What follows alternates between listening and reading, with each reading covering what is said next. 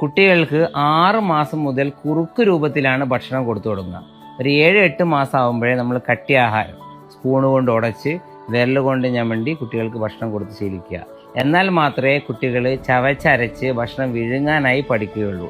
കുട്ടികൾ നന്നായിട്ട് ഫുഡ് ചവച്ചരച്ച് കഴിക്കാനുള്ള കുറച്ച് ടിപ്സുകൾ ഞാൻ പറഞ്ഞു തരാം.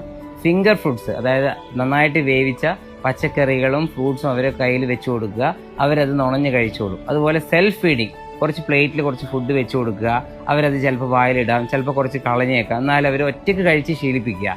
ഒരിക്കലും കുട്ടികളെ വായിൽ ഫുഡ് കുത്തിത്തിരിച്ച് നിർബന്ധിച്ച് കഴിപ്പിക്കരുത്. സ്ക്രീൻ കാണിച്ചുകൊണ്ട് കുട്ടികളെ ഫുഡ് കഴിപ്പിക്കുന്നത് ശീലിപ്പിക്കാനേ പാടില്ല.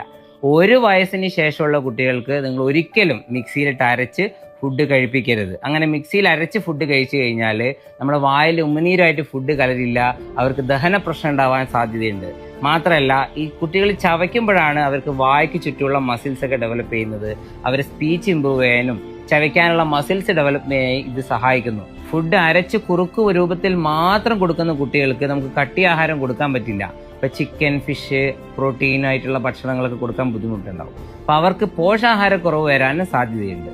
എപ്പോഴും നമുക്ക് ഒരു 2 വയസ്സ് വരെ ഒരു സൂപ്പർഫിഷ്യലിൽ വേണം കുട്ടികൾക്ക് ഭക്ഷണം കൊടുക്കാൻ. കാരണം അവർക്ക് ഫുഡ് തൊണ്ടയിൽ കുടുങ്ങി ശ്വാസതടസ്സമൊക്കെ വരാൻ സാധ്യതയുണ്ട്. ഈ ഇൻഫർമേഷൻ എല്ലാ അമ്മമാരിലേക്കും ഇന്ന് തന്നെ ഷെയർ ചെയ്യുക.